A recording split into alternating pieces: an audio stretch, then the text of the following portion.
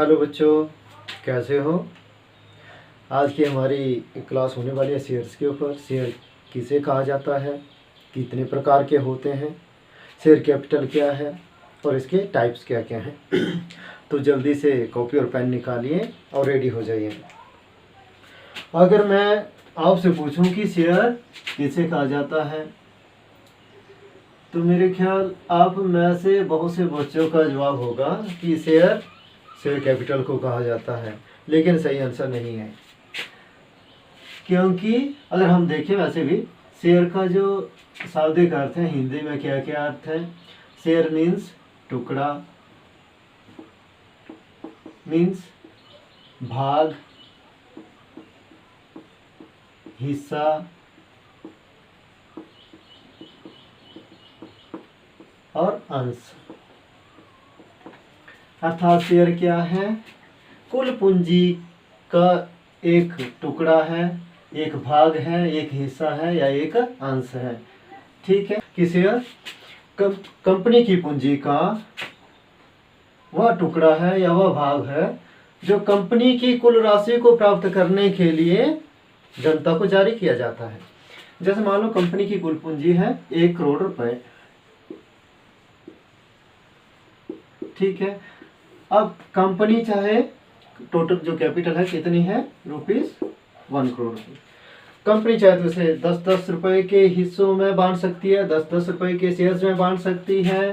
Company चाहे तो इसे 100 रुपए के शेयर में बांट सकती है। कंपनी चाहे तो इसे 1000 रुपए के शेयर में बांट सकती है। जैसे मान लो कंपनी ने 1000 रुपए के हिस्से में, 1000 रुपए के अंश में, 1000 रुपए के शेयर में इस सारी पूंजी को बांटा, तो कुल कितने शेयर हो जाएंगे कंपनी के? 10,000। ठीक है, मेरे ख्याल आप अर्थ लिख सकते हो, एग्जाम्पल भी है। अच्छा, अब चलते हैं आगे कि शेयर कैपिटल कितने प्रकार की होती है, शेयर कितने प्रकार के होते हैं।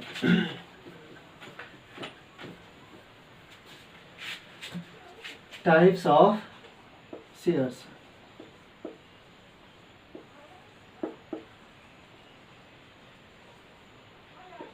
अंशों के प्रकार।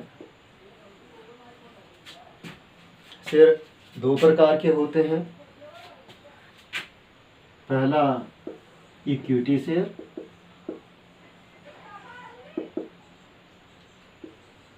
इक्विटी शेयर्स समता अंश, इक्विटी शेयर। दूसरा प्रेफरेंस शेयर।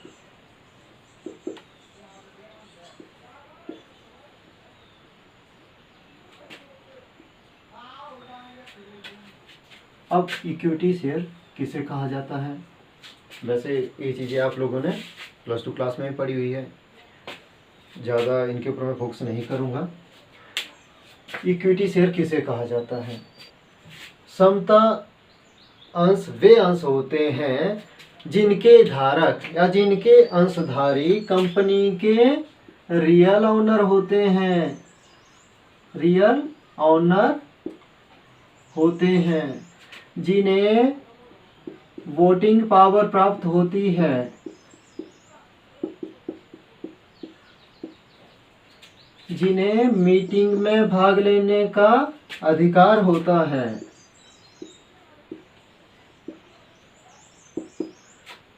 जिन्हें डिविडेंड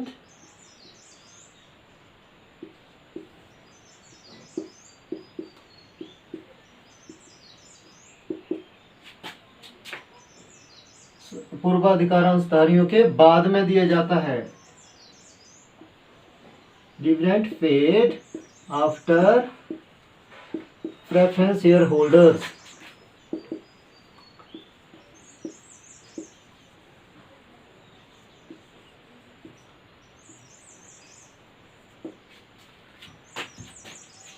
जिन्हें पूंजी की रीपेमेंट समापन की दशा में, जिन्हें समापन की दशा में पूंजी की रीपेमेंट प्रेफरेंस शेयर होल्डर के बाद की जाती है। Repayment of capital after preference share holders in अंशधारियों को मैनेजमेंट में भी भाग लेने का, प्रबंध में भाग लेने का अधिकार होता है।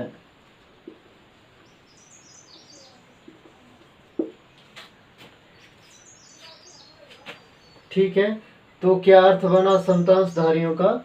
ऐसे अंश जिनके अंशधारक कंपनी के वास्तविक स्वामी होते हैं, जिन्हें कंपनी में वोटिंग पावर प्राप्त होती है, वोट देने का अधिकार होता है, मीटिंग्स में भाग लेने का अधिकार होता है, जिनके लाभांश की निश्चित राशि नहीं होती है और लाभांश प्रेफरेंस होल्डर्स के बाद में दिया जाता है। कंपनी के प्रबंध में भी ये जिनके अंशधारी भाग ले सकते हैं और समापन की दशा में जिन्हें पूंजी प्रेफरेंस शेयर होल्डर्स के बाद में दी जाती हैं समता अंश कहे जाते हैं, या ऐसे अंशों के धारक समता अंशधारी कहे जाते हैं।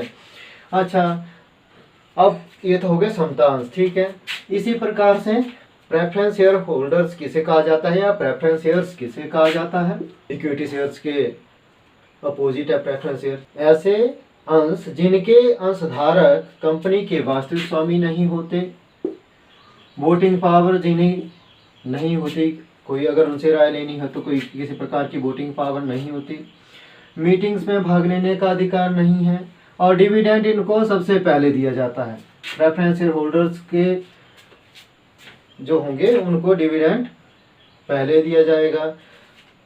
कैपिटल की रीपेमेंट प्रेफरेंस शेयर्स में पहले की जाएगी, उसके बाद इक्विटी शेयर्स होल्डर को मैनेजमेंट में इनको भाग लेने का अधिकार नहीं होता और इनका जो डिविडेंड है वो सर्टेन होता है, अनसर्टेन नहीं होता है, सर्टेन होता है प्रेफरेंस शेयर होल्डर्स का। अब आगे चलते हैं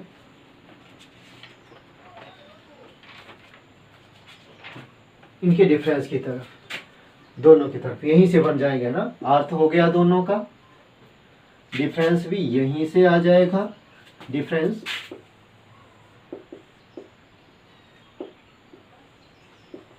क्या डिफरेंस हुआ?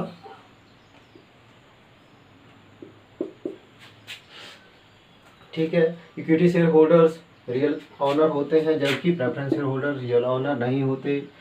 इक्विटी शेयर होल्डर्स को वोटिंग पावर होती है, ठीक है, होती है, इनको नहीं होती। मीटिंग में भाग ले सकते हैं equity share holders, preference share holder नहीं भाग ले सकते। डिविडेंड इक्विटी शेयर होल्डर्स को बाद में मिलता है, प्रेफरेंस शेयर होल्डर्स को सबसे पहले मिलता है। ठीक है, रीपेमेंट ऑफ कैपिटल की प्रेफरेंस शेयर होल्डर्स को पहले होगी और इक्विटी शेयर होल्डर्स को बाद में होगी। मैनेजमेंट में इक्विटी शेयर होल्डर्स भाग ले सकते हैं जबकि प्रेफरेंस शेयर होल्डर्स नहीं। अनसर्टेन डिविडेंड होगा, अच्छा, इक्विटी शेयर होल्डर्स का जो डिविडेंड है वो अनसर्टेन होगा, कोई निश्चित राशि नहीं है कि इतने रुपए इनको डिविडेंड दिया जाएगा, लेकिन प्रेफरेंस शेयर होल्डर्स को निश्चित दर से दिया जाएगा। ठीक है, अब ये तो हुए टाइप्स इनके, लेकिन शेयर्स के टाइप्स, लेकिन जो प्रेफरेंस शेयर्स होते हैं इनके अलग टाइप्स और हैं आगे, है ना, सब पार्ट्स और हैं। प्रेफरेंस शेयर्स का जो सबसे पहला प्रकार है वो है cumulative preference shares. Preference shares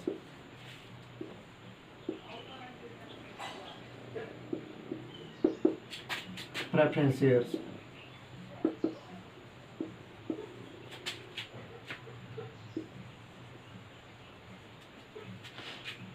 दूसरा है non cumulative preference share. Non cumulative preference share, अच्छा, क्यूमुलेटिव यानी संचयी पूर्वाधिकार अंश।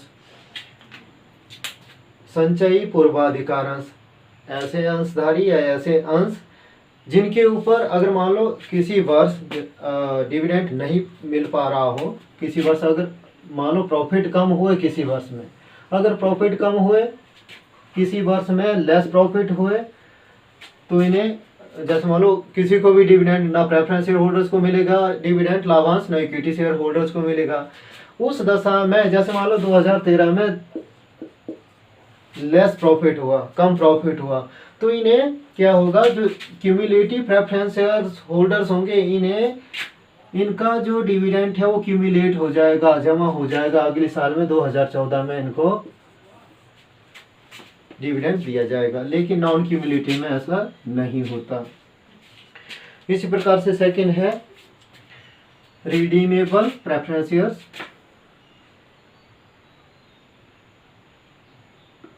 थर्ड है redeemable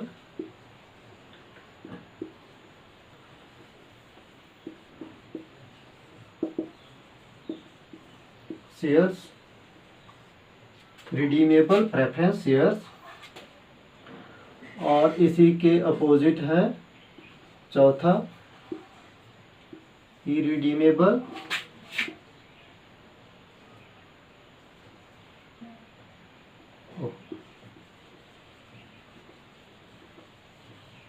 preference shares. Redeemable, redeem means शोधन, ऐसे अंश जिनका कंपनी के जीवन काल में शोधन किया जा सके, किया जाए, रिडीमेबल होता है। ये 10 साल, 15 साल या 20 साल की अवधि में किया जा सकता है, 20 से 30 साल अधिकतम इनकी जो टर्म है। रिडीमेबल प्रेफरेंस शेयर जिनका कि कंपनी के जीवन काल में शोधन ना किया जा सके। इसके बाद है पार्टिसिपेटिंग, नेक्स्ट है फिफ्थ पार्टिसिपेटिंग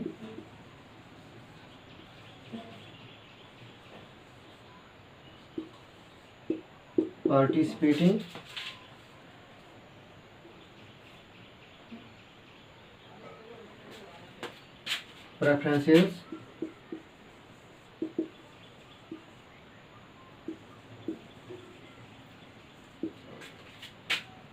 और सिक्स्थ है नॉन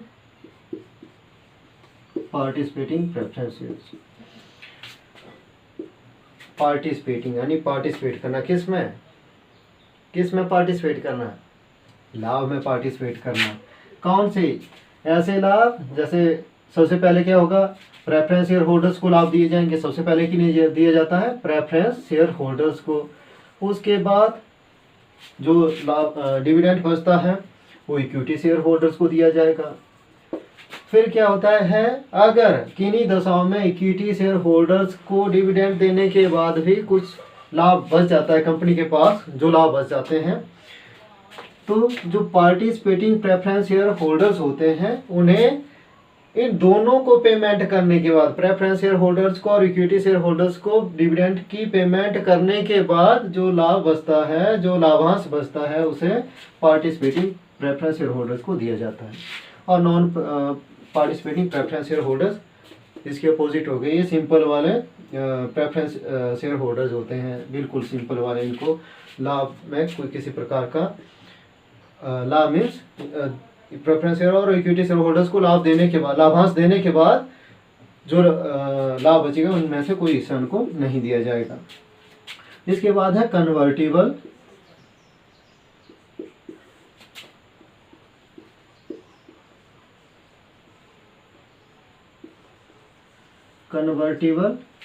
प्रेफरेंस शेयर्स।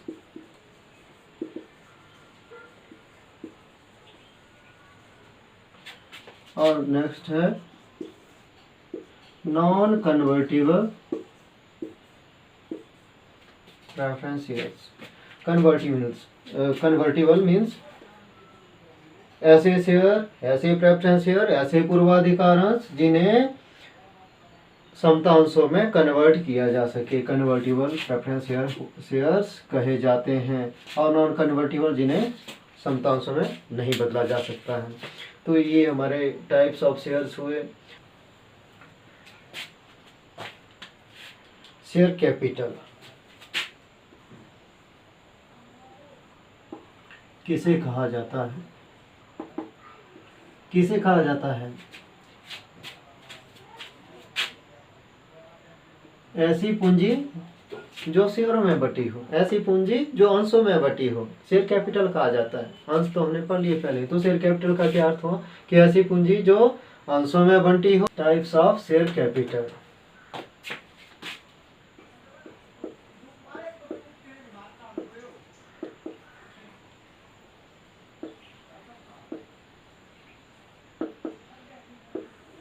सबसे पहले है ऑथोराइज शेयर कैपिटल।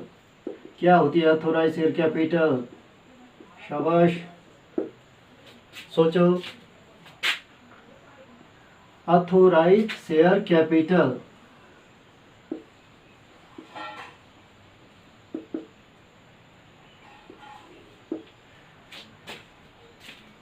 ऐसी पूंजी जितने पैसे कंपनी रजिस्टर्ड होती है कि उसे अपने जीवन काल में इतने पूंजी की आवश्यकता पड़ने वाली ऑथोराइज शेयर कैपिटल कही जाती है।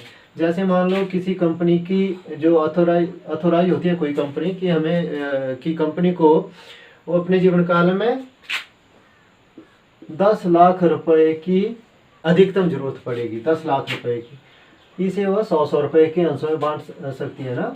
जैसे मान लो कंपनी ने इसको 100 1000 जितने चाहे बांट सकती है, 50 रुपये का भी एक अंश कर सकती है, 10 रुपये का भी एक अंश कर सकती है। मान लो कंपनी ने 10 रुपये का ये अंश, कंपनी ने 100 रुपये का ये अंश जारी कर रखा है, एक अंश का वैल्यू रखा है 100 रुपये। तो कुल कंपनी के शेयर्स कितने हुए, यहाँ पर लिखते हैं 10,000। ठीक है, 10,000 शेयर। तो 10,000 शेयर से कंपनी रजिस्टर हो रही है कि उसकी जो ऑथोराइज शेयर कैपिटल है वो 10 लाख, अधिक से अधिक पूंजी उसकी 10 लाख रुपए होगी। मतलब इतनी, इससे ज़्यादा पूंजी वो जारी नहीं कर सकती है। अब कंपनी पूरी की पूरी ऑथोराइज कैपिटल, शेयर कैपिटल पूरी की पूरी जितनी भी होती है उसको इश्यू तो नहीं करती है, आराम से बाद में अगर जरूरत पड़ती है तब कर सकती है, लेकिन इतनी पूरी की पूरी पूंजी कभी निर्गमित नहीं करती। इसी ऑथोराइज शेयर कैपिटल में से क्या करेगी कंपनी, कुछ अंश जनता को, कुछ क्या मतलब जितने उसको कैपिटल की जरूरत होगी उतने अंश जनता को जारी कर देगी। तो उसे कहा जाता है issued share capital. Issued share capital. तो इश्यूड शेयर कैपिटल क्या हुआ, ऑथोराइज शेयर कैपिटल का वह भाग या प्राधिकृत अंश पूंजी का वह भाग जो जनता को निर्गमित किया जाता है। पूंजी को प्राप्त करने के लिए, आवश्यक पूंजी को प्राप्त करने के लिए जनता को निर्गमित किया जाता, 5 लाख रुपए से चढ़ने वाला है।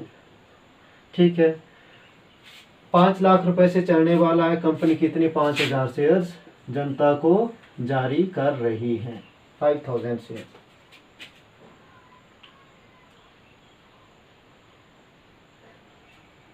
ठीक है, अब जनता को 5,000 शेयर 100 रुपए के कंपनी ने इशू कर दिए। ठीक है, ये तो रुपये की बात है, रुपीज ये शेयर्स हैं। जनता सारे के सारे अंश नहीं ले पाती, कई बार ले लेती, कई बार ओवर सब्सक्रिप्शन भी होता है, तो 5 की जगह का जनता जो है, पब्लिक जो है वो 6,000 शेयरों के लिए भी आवेदन कर सकती है, एप्लीकेशन भेज सकती है, 7 के लिए, 8 के लिए, 10 के लिए। ठीक, तो मान लो जैसे कंपनी ने 5,000 शेयर कंपनी ने इशू किए थे, जनता ने क्या किया, 4,000 शेयर्स ही मांगे, 4,000 शेयर्स मांगे, एप्लीकेशन आई 4,000 शेयर्स के लिए। टोटल जो कैपिटल कितनी होगी हमारे, 4 लाख रुपये। इसे कहा जाएगा सब्सक्राइब्ड, प्रार्थित पूंजी कहा जाएगा। जनता ने जितनी एप्लीकेशंस जनता ने आवेदित की है, भेजी है, उसमें से कंपनी उन एप्लीकेशंस के ऊपर कंपनी ने कितने पैसे मंगवाए उसे कॉल्ड अप शेयर कैपिटल कहा जाता है।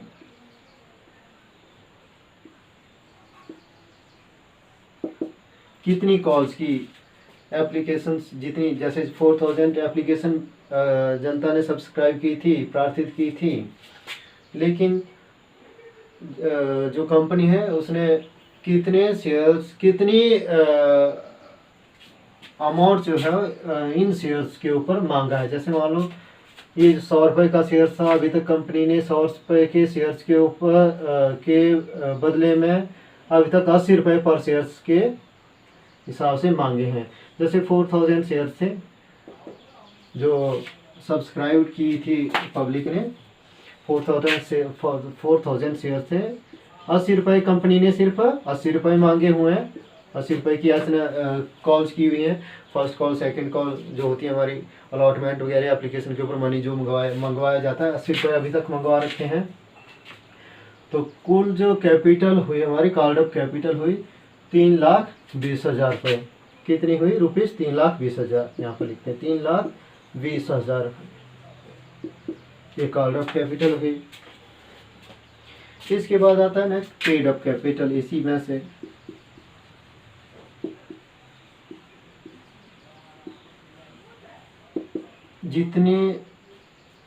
जितना अमाउंट अंशधारियों ने पूंजी के ऊपर पे कर लिया है, जैसे 80 रुपये मांगे थे अभी तक, हो सकता है कि अंशधारियों ने 60 रुपये, सभी अंशधारियों ने 60 रुपये अभी पे किए हों 4000 शेयर्स के ऊपर। 4000 शेयर्स के ऊपर अभी 60 रुपये पे किए हों, तो कितना अमाउंट पे किया?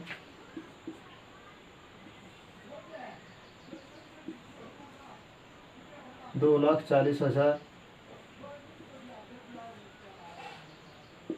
2,40,000 रुपये पेड अप कैपिटल हुई।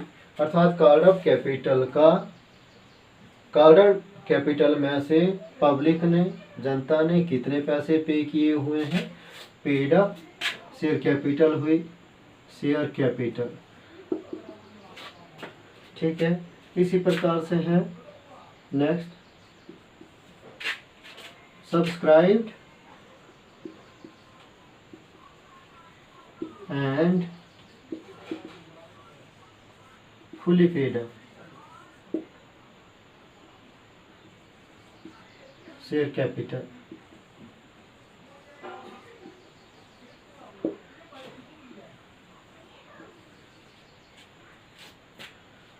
यदि किसी अंशधारी ने पूरी की पूरी वैल्यू या सभी अंशधारियों ने अंकित मूल्य का, 100 रुपये का अंकित मूल्य है, अंकित मूल्य का पूरा भुगतान कर दिया है, subscribed and fully paid up share capital कहा जाएगा। Subscribed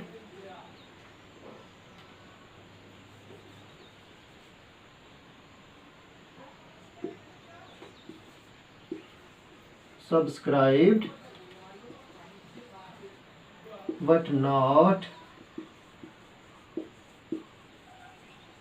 fully paid up।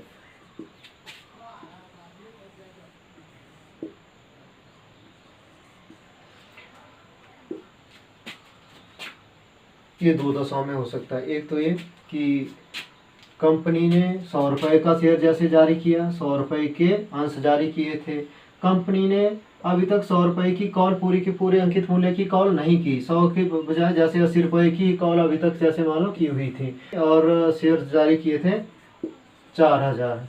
तो subscribed but not fully paid up capital क्या हुई? 3,20,000। 3,20,000। एक तो कंडीशन ये हो गई। दूसरी कंडीशन ये हुई कि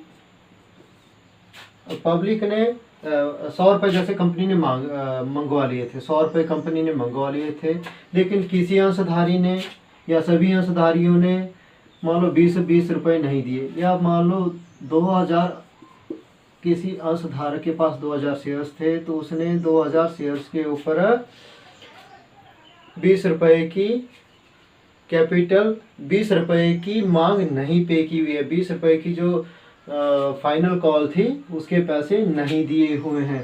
तो कितनी हुई subscribed but not fully paid up capital? ये हुई 2,000 मल्टीप्लाई 80